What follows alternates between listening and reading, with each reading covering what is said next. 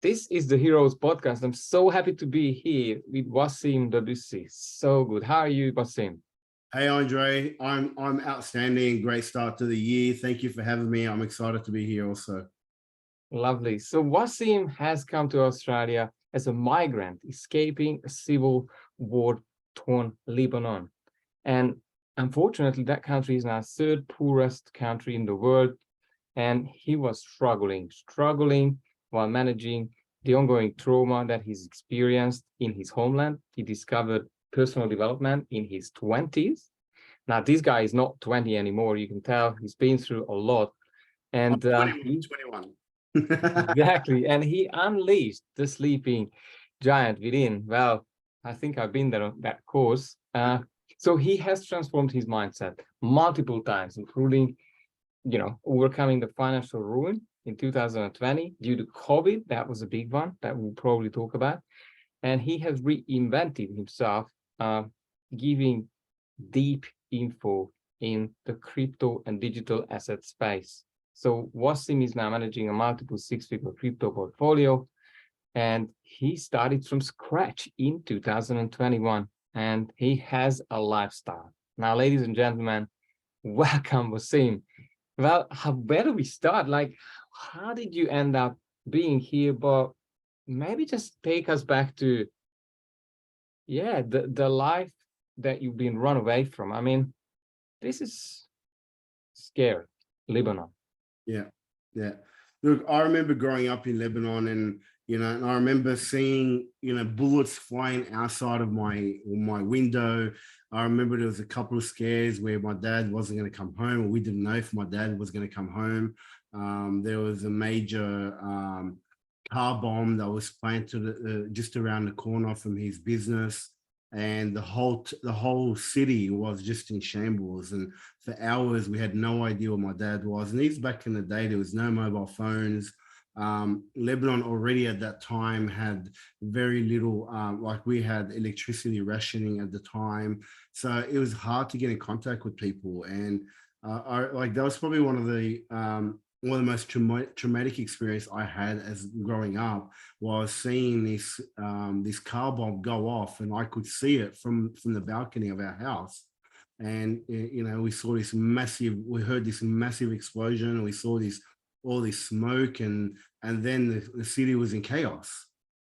People were running around, you hear sirens, and I remember my mum was about to leave us with the neighbors to go look for my dad, and my sister and I were saying, Mum, please don't leave us. And then I see my dad running up the stairs of our apartment building, and he was just covered with blood. And it was a very horrific scene that I saw. Luckily, my dad wasn't injured, but he was helping obviously with what's happening and trying to get survivors out and whatnot. Everyone just rushed in and trying to help each other out. Um, and yeah, and then my parents after that decided they're going to leave the country, and they spent the next, I think, 3 or 4 years working to get a migrant visa to Australia. And I came to Australia when I was about 10 years old. Wow. So this was a very early life experience. And I mean, I know how the mind works. The earlier it happens, the heavier is the imprint on someone's life. So then how was growing up with, I understanding you've come here. How did you go? Well, coming here, actually, my teenage years weren't very easy either, because even though I came to a peaceful country, um, I came here, I didn't speak a word of English. And in Lebanon, we used to the school I went to used to teach us French as a second language. So Arabic was my first language, French was my second language. So I came here and I really had to learn how to speak English, and how to integrate into Australian culture. And that took me a number of years to integrate to the culture. And you can imagine teenage. I grew up in Southwest Sydney during the time. We grew up near Cabramatta, where Cabramatta at the time was the drug capital of Australia. So there was a lot Wow. of gang violence. There was a lot of there was a lot of violence in general, in that area where I grew up. and then I had to fit in, and I was also the outsider because I was, I was Lebanese in an area where it's predominantly Asian descent or Asian culture or Asian people, and at the time there was a lot of strife between Lebanese gangs and Asian gangs, and being a teenager, you just get chucked into it, so you had to find a way to survive. So I endured a lot of bullying, a lot of teasing. I feel like an outcast most of my life. It was only till I was about 16, 17. And I remember I was hanging out with my cousins and someone said, "Oh, I'm going to go to Wollongong Uni just to get out of Sydney." And that idea stuck in my head. It's like, that's a good idea. When I finish school, I just want to leave this city just so I can get away from all the violence and all the bad influence that was around me. And you know what? It was probably one of the best decisions I ever made, because I left Sydney for 4.5 years and came back, and I'd lost contact with most people I knew here. But it was during that 4.5 years that I discovered who I was as a person. I made new friends, people who accepted me who I am, lifelong friends that I'm still friends with to today.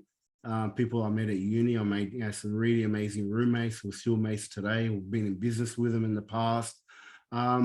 But then it was in my 20s that I realized I had a lot of fixed mindset.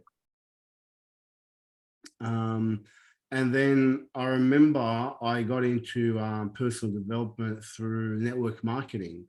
So I was a young father. I had a baby boy. My wife had taken time off work to look after our son. I was working, single. I had a good job. I was working. What was I doing at the time? I think I was a teacher at the time when I had my first son. I was a teacher at the time. So I studied IT. I didn't like IT. Yeah, that's another story. I did a degree that I didn't like just to please my parents. Ah, And that took my life on a completely different course.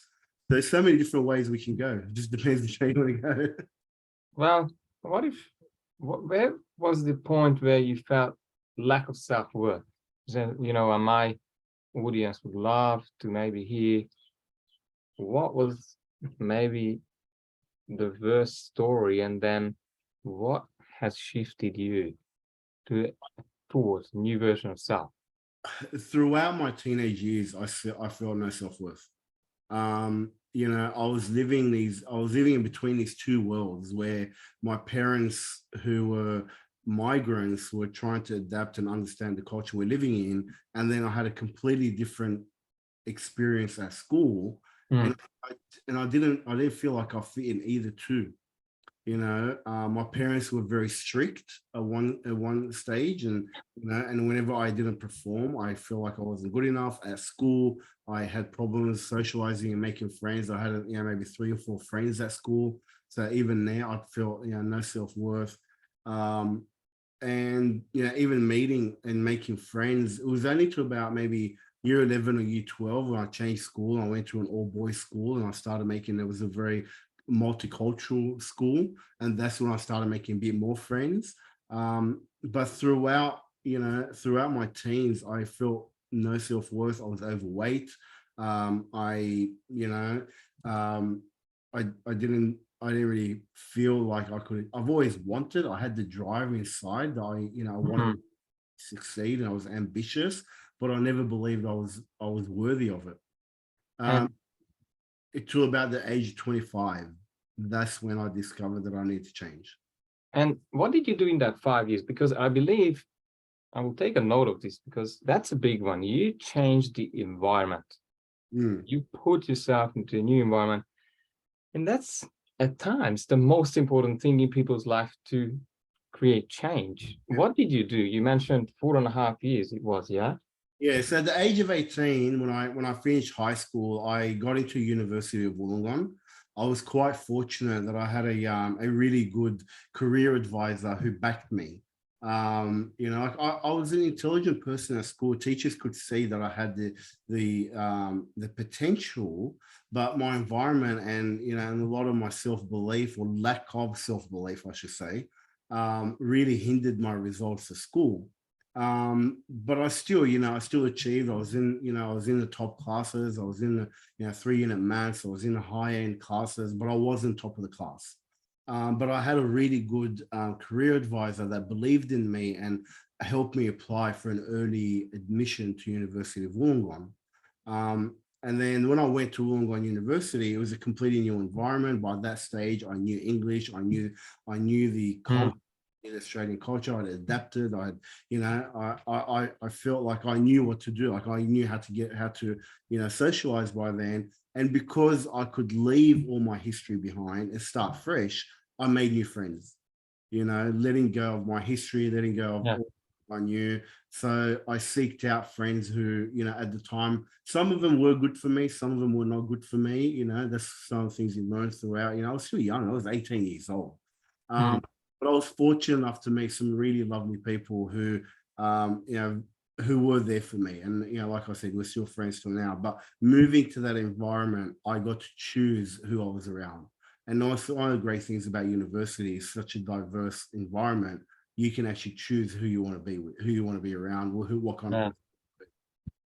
And what would you say? I mean, you mentioned you've done network marketing, and that's for a lot of people are becoming a big learning experience. How did you go with that? I mean, there's so much to learn from it, but I haven't seen too many who have been successful and really made it. Yeah, look, the challenge with network marketing, and I'm not here to bag network marketing, but I think the biggest challenge with network marketing is it gets sold as an easy business to handle. But the reality is, now that I look back, I mean, I'm grateful for the network marketing because that's what opened me up to personal development. And it was through network marketing that I learned about Tony Robbins. And I went to his first event. The first event I ever went with Tony Robbins was back in 2003. And that really opened up my eyes to personal development and business and marketing, all that kind of stuff. But going back to network marketing, I think one of the biggest challenges is most people sell it or pitch it as, hey, you just got to tell your friends and family. Yeah. You've got to get a few people under you. You've got to get, it's not like that. It's not, you've got to approach network marketing as a real business, and you've got to put in the effort and the time as you are building a business from scratch. If people, the ones that are successful in network marketing are the ones that actually do that. They're the ones that actually go on and put in the effort, they put in the hours, they treat it as a business, they put a business plan, they put a marketing plan, and they hustle. They hustle hard, just like, any person who's starting a business would do. I think what I've seen is probably they evolved into a leader. They have been able to shift their self-worth, so it sort of starts to externalize, and of course this team starts to grow around them. So what was next after finishing uni? How did you go? Well, I was fortunate enough. I met my wife while I was at the last school that I was at. So as I went to a boys only school, but we had a girls only school next door, and we had a common area in the back of the school. So I met my wife through year 11 and 12, and we had a common library and things like that. So I met my wife at school, and this is before we were romantically involved. We just became really good friends. And then we both ended up at the same university, Wollongong University, and we just started hanging out. Like, she was one of my closest friends, and I trusted her, she trusted me, and we just had a really good friendship. And then throughout uni, that developed into a romantic relationship, and we got married while we were at uni. So we got married quite young. And we finished university together. I started our life together. I remember at my wedding day, I had $50 in my pocket. But this is 23 years ago, back in 2020. 2020. So we're less than a month away before being married for 23 years. So getting married was a big part of my development. Because I've always wanted a family. I've always dreamt about having a relationship, a successful relationship. But during high school, girls wouldn't give me the time of day. So, and then, finding someone who genuinely we connected at a soul level. And, I say this to this day, my wife is my soulmate. having someone who we connected with at a soul level.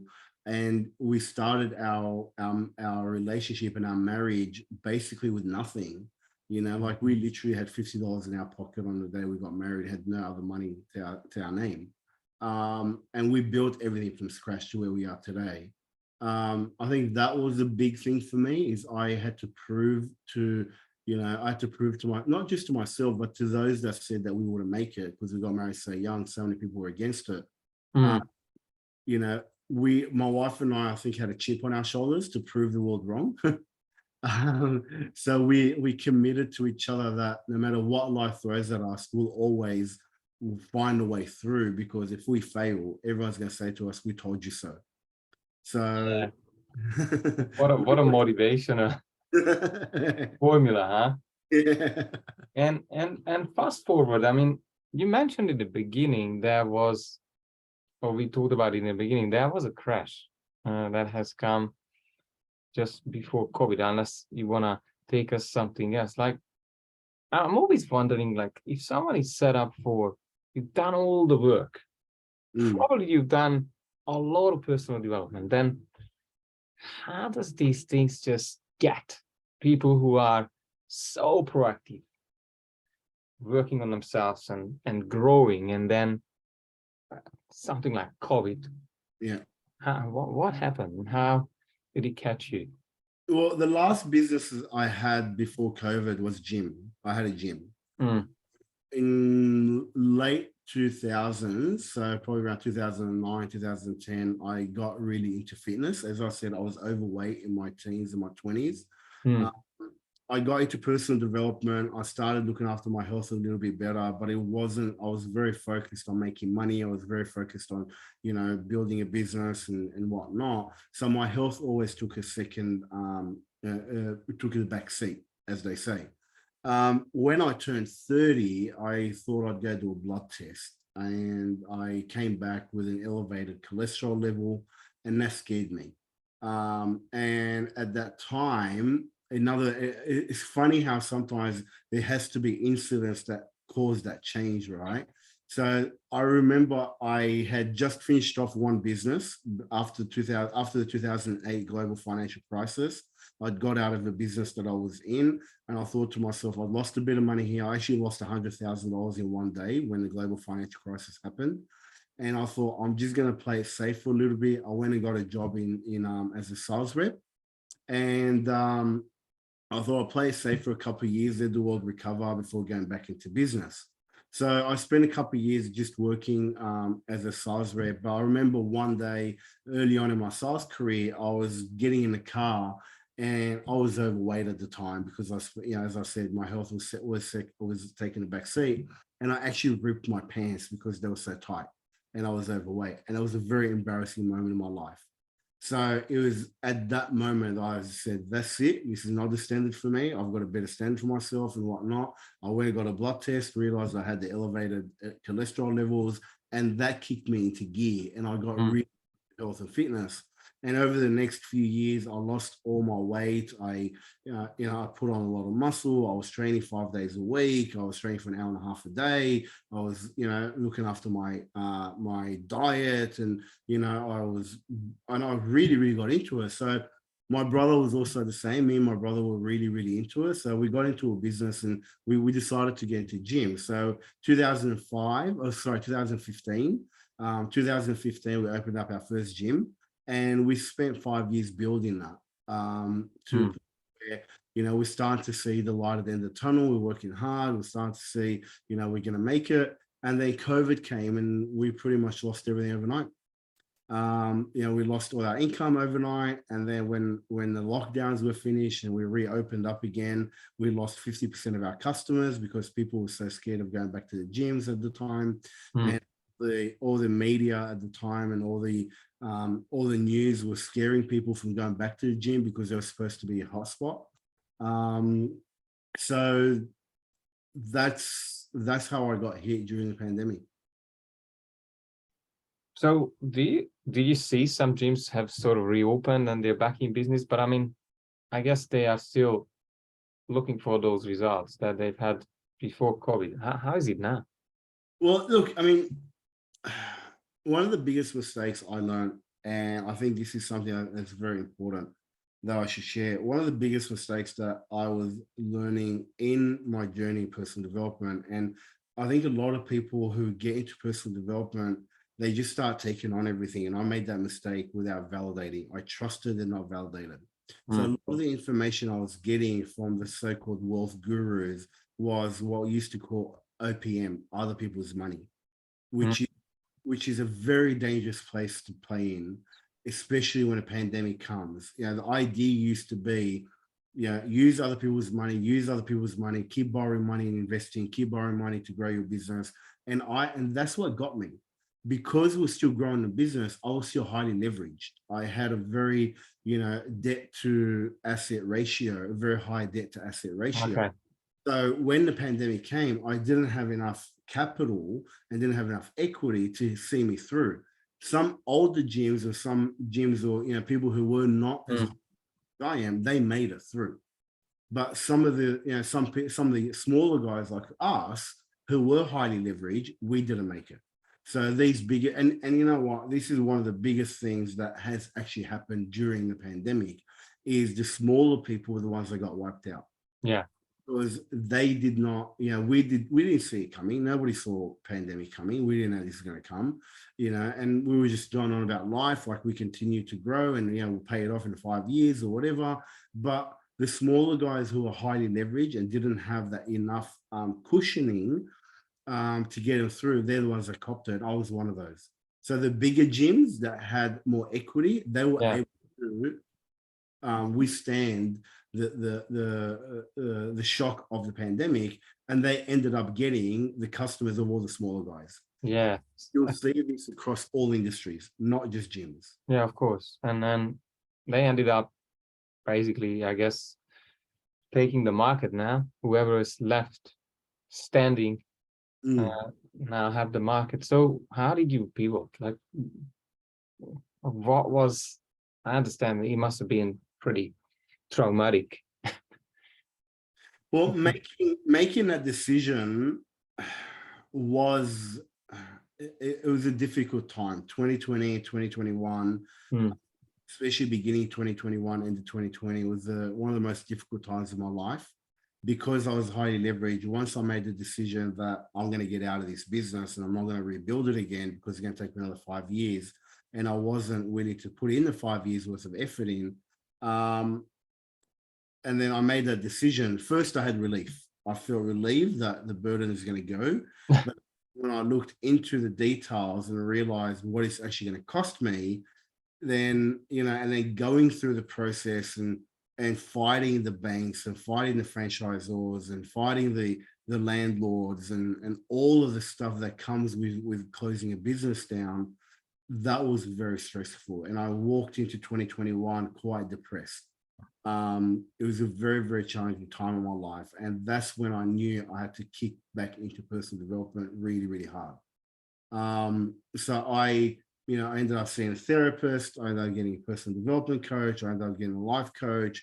I spent a lot of time, going to events and just working on myself again, working on my mindset, working on who I am, letting go of that trauma, dealing with that trauma. And I remember to this day, I remember the day I faced my guilt and shame, which was a pivotal point because I was a 40-something-year-old man with three yeah. children, had lost, had to sell everything. I even had to sell my family home to be able to pay off the debt. So there was a lot of guilt and a lot of shame that was weighing me down. And I remember the day when I was going through, my own personal journey, and I was going through a lot of stuff internally and working on myself, and guilt and shame came and faced me. Like it came right in my face, and I was like, "Wow, what the hell is this coming from?" And I had to face it, and it was a very challenging time. But when I got through it, I felt so relieved. I felt so relieved that I've, got rid of guilt and shame and I could be my genuine self again. And that was a pivotal point in my life. And I was early 2020, 21.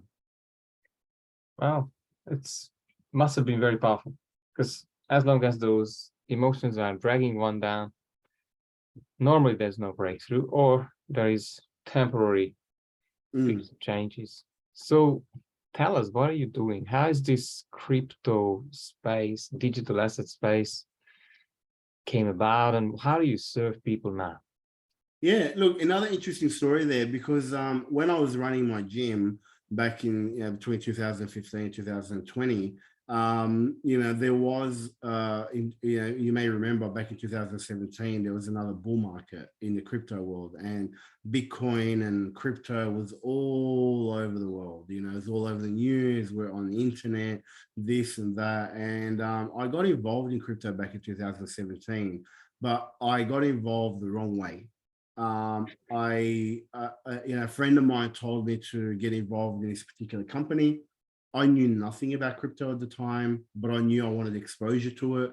I was running a business, and I had just so much on my plate, and I thought, okay, there's a company that can invest for me, thinking like the traditional financial world. You can go to a broker, they'll invest on your behalf and whatnot. And I thought these guys were the same. Didn't do my own research. I invested a bit of money in them. They turned out to be a scam, and they ran away with the money. I lost about $8,000 back in 2017. So in end of 2020, early 2021, when my friends and family would tell me to look into crypto, more my family, more some of my friends, and some of these people were friends who I'd known from back in university, and I trusted. I was quite resistant to it. And then someone invited me to an event, to a webinar, to learn more about it. And I thought to myself, what the heck? I might as well go learn something. So I attended this webinar with Michael, who's now my business partner. Mm. And he started talking about the failing financial system. He started talking about the debt-driven monetary system that we're in, the inflation that's coming, the money printing that we already been seeing back in 2020. Yeah. The lack of care that the banks had, and I'd felt, and I'd experienced, not, I hadn't, I was experiencing it still. Oh. I was still going through the process of getting spat out of the financial system. And he made a lot of sense. So I said to him, I reached out, I jumped onto one of his packages, I became a client, started learning. His business at the time, which is now, I'm a partner in the business. We educate people about crypto. We tell them, how to get in, what it is, all the kind of ins and outs that people need to understand, the technology, the terminology, what are good investments, what are not good investments, how to do research, all that kind of jazz. So he was doing it the right way. He was educating people. So when I started learning, I remember back, it was probably early February 2021, and the crypto bug bit me. I found myself at a time, I was dealing with the banks, I was dealing with the lawyers and whatnot, and I had a lot of time on my hands because I wasn't working. As stressful as that was, so I started learning more. I started watching videos, watching YouTube channels, watching documentaries, reading books, reading articles, reading blogs, podcasts, anything I can get my hands on.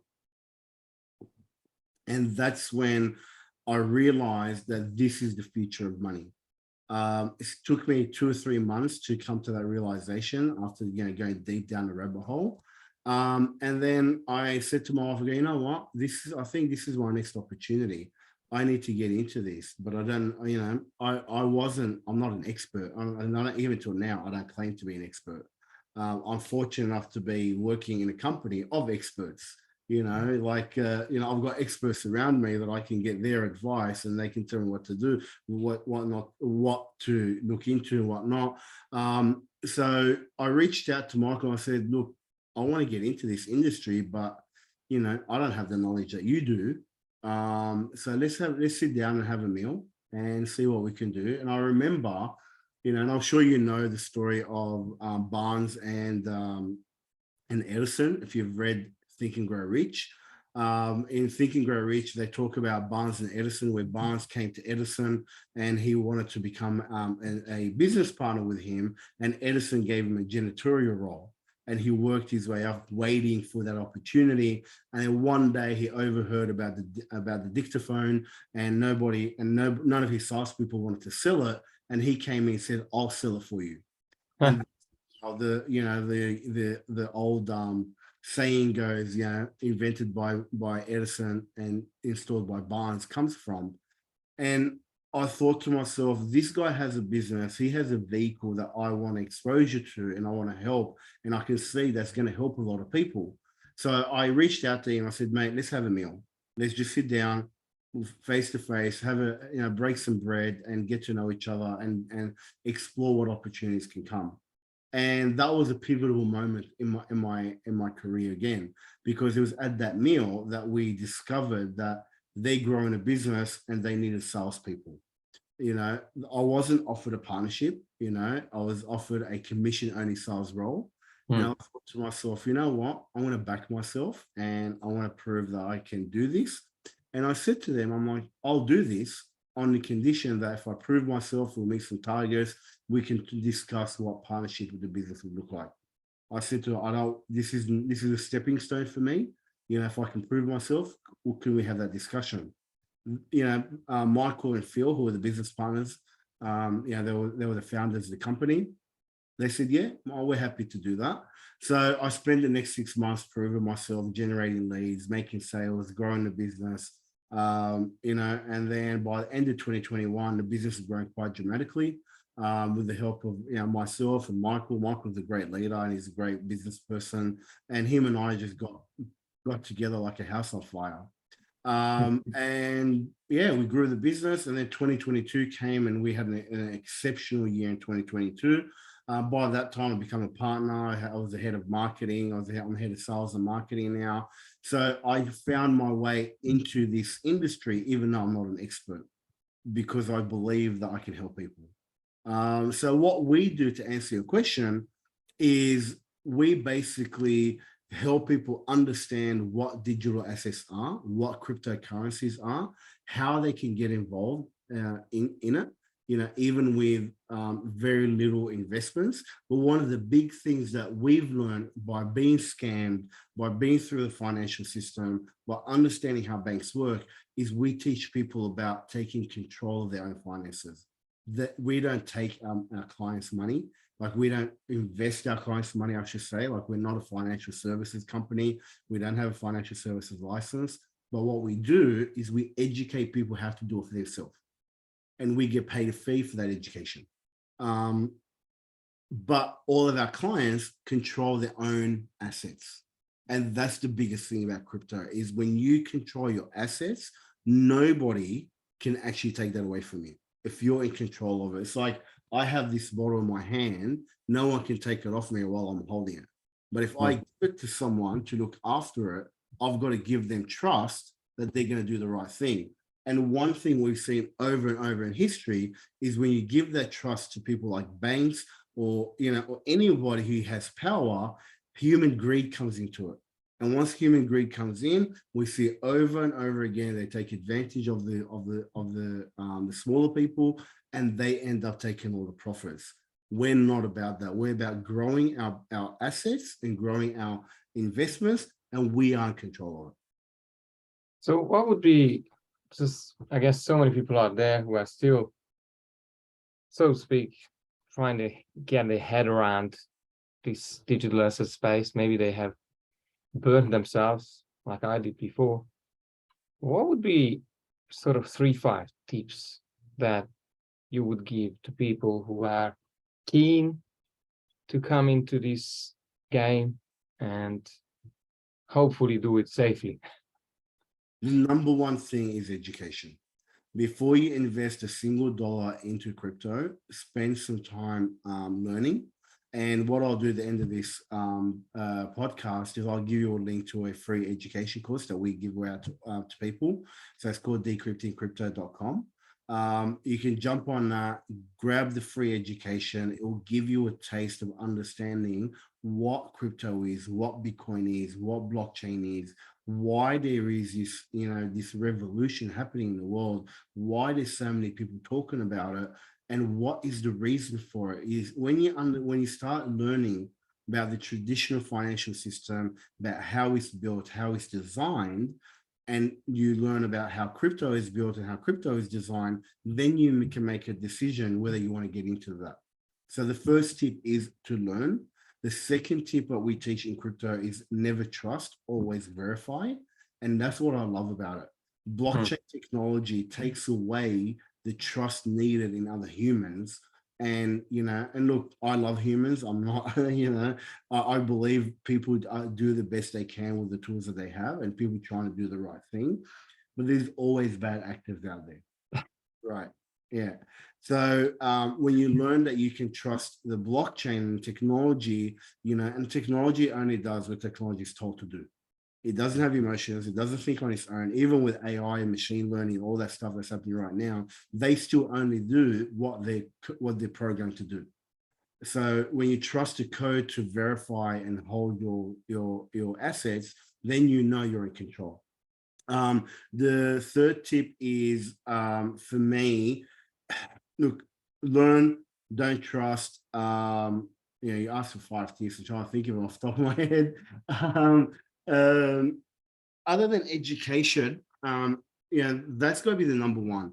Number one is learn about it. And the more you learn, you understand that the first thing you got to do is, you've got to make sure that you're in control of your assets. Okay. So if you are getting into crypto, these are tips I'll give you. Number one, never let anybody take care of your assets for you. Always you take care of your own assets. Make sure that your private keys are with you and with you only, and only allow people who you trust with your life to have access to your private keys. Don't use exchanges. You're going to have to use exchanges, but don't store your crypto on exchanges. Always move them to private and cold wallets. Do deep research. Not everybody in crypto is your friend. As much as I am in crypto, I'll tell you right now, 80 to 90% of projects out there are going to fail and are probably scams. So, make sure that you have a guide, find someone that you trust, find someone that you can build a relationship who's guiding you to do it yourself, which is what we do. Now, whether you come to us or not, there's a lot of educators out there, and I'm not here to say to badmouth anyone, but anybody who's still need to invest in one particular thing, you've got to be wary of them. It's about diversification, which is the 5th thing. Always diversify your investments and never, ever invest more than what you're willing to and can afford to lose. A lot of people get wrecked in crypto because their friend told them about a coin that they think is going to get to the moon. So they get put their rent money, they get put their mortgage money, they get put everything in it, thinking it's going to moon in the next 2 or 3 weeks. And then it goes to zero or it crashes, and then they're in a really bad state. Always put what you're willing and can afford to lose into a high risk investment. And crypto is still a high risk investment. Powerful. So it's very important for people to understand that it's a high risk investment. Even Bitcoin, that I believe in 100%. And in my opinion, I feel safe putting my wealth in there. For a lot of people who haven't learned about it and don't understand Bitcoin, put a little bit of money in, but keep your education going. The more you'll get to a point where it all clicks. And it took me about 3 months for that. And I still remember the day I was driving and I heard something on a podcast I was listening to, and that one piece of information was that like missing piece of the puzzle. That when I got it, I just felt all the knowledge I had in my head was all jumbled up, all come together, and then I understood the big picture. So if you don't get it in the beginning, it's okay. Keep learning, keep persisting, keep listening to podcasts, keep watching YouTube channels, YouTube videos, keep reading books, etc., and you'll get there. So Wassim, you probably could give some people the Rosetta Stone, the final piece of the puzzle. Then where to find you? Is there a website? How do they get in touch with you so they can learn before they get exposed? Look, I'm on pretty much most social media. So I'm on Facebook, Instagram, LinkedIn, Twitter. If you look up my name, Wassim Dabboussi, you'll be able to find me. I've got my picture on there. So, I keep my identity public, so you can always find me. I am going to give you guys a link and I'm sure you'll put it in the chat notes, to Decrypting Crypto. So just think about decryptingcrypto.com. We also have a YouTube channel called decryptingcrypto.com, where we're actually going to bring Andre in as we're going to interview Andre around the mindset around wealth creation and investing. So we teach not just crypto, we actually teach a lot more than that. We teach about, we teach strategy, we teach mindset, and we teach spending and budgeting that's probably, these are three things that people need to succeed. They need to have the right mindset, they need to have the right strategies, but they also got to have their spending in check and have their finances in check. So we do all of that. Check out decryptingcrypto.com. Grab the free education course. There's nothing to pay. You don't even need to put your credit card details in there. Just put your name and your email. You'll get access. You'll get a link to get all the education. You can come into our private community on Slack where you can ask any question you want. And we have a support team that is just, they're pretty much, I don't want to say 24/7 because it's not, but it is, a lot of our members feel like it's 24/7 because they get their answers quite fast. Amazing. What is your next big goal or jump? I could even put it, what would you want to celebrate in 5 years' time? Wassim? Look, one of our big, hairy, audacious goals for our business, and this is one of the reasons why I got involved with Breakout Solutions, was when I met with Michael. He wanted to help 1 million people. So our goal is to help 1 million people become financially independent by 2031. So that's our big, hairy, audacious goal. So in 5 years, I'd like to see if we can get to 500,000 people that we've helped. Powerful. I mean, I think, what do you reckon? My gut tells me that 500,000 will be the more difficult one than the meal. Yes, definitely. I think the first 100,000 is going to be the hardest. Yeah, critical. Then it'll become easier. So we're still on that uphill slope at the moment. I think we've helped around 1,000, 2,000 people by now. So we're still working on that. I believe this year is going to be a big year. We've got big plans for this year. We've got events happening, and we're traveling a lot. We're meeting a lot of people. So I'm excited for what 2023 has got in store. Powerful. So who do you need to connect? If someone is watching, listening to this, who are you interested in connecting with? So we're mainly interested. I mean, obviously our education course is open to anyone. So it doesn't matter what age you are, you can go check it out. Where most of our clients come are usually mums and dads, usually over the age of 35, start to think about retirement, start to think about succession planning, start to think about what they're going to do for their future, what they're putting their kids through school, college, university, et cetera. These are the people who usually have a lot of success with us because they have the motivation. They're at a point in their life, they might have a house, they have a little bit of debt, but they're also comfortable that they've got enough money a little bit of money to invest. Could be business owners, could be corporate, whatever. But usually they're the people that start and have a healthy skepticism of government. Having that healthy skepticism of government really helps you be open to what's out there. So yeah, if you fit that criteria, well, you're definitely someone we can help. Yeah, and I think if you've been awake through the pandemic, probably you have now more understanding of who you want to trust, because I believe the biggest learning was each has to think for themselves. Yeah. The world has changed, and can't expect someone else to take care of you. That's right. And especially not, well, organizations and governments. That's right. I agree with you 100% on that one. So Wassim, is there anything else that you want to kind of give away last golden nuggets before we finish today? Look, the last golden nugget, and I know we're still early in 2023, but this is the year you want to get in, okay? I can tell you from our experience, 2024 is going to be a very, very big year for crypto. We've got, when you start learning about Bitcoin and halving and et cetera, there's going to be halving early 2024. That usually triggers a big bull market. So getting in now, even with a few $100s or a few $1,000s to invest is going, we believe has the potential of paying off dramatically in the next couple of years. So this is the year to be getting in. This is the year to be accumulating. Coming next year when the bull market started, yes, you'll make money, but you've already missed most of the gains. The gains are going to happen this year. So my biggest advice, if you are interested in anything to do with digital assets, this is the year to take action. Yes. Wassim, thank you very much. And now you will have the details and the contacts where you could start your journey. Thanks very much, Wassim. I loved connecting with you, and I wish you a million first, and then a 10 and 100 maybe. Yes, thank you very much, Andre, and I appreciate that. Thanks very much. See you soon. Thank you. Bye-bye.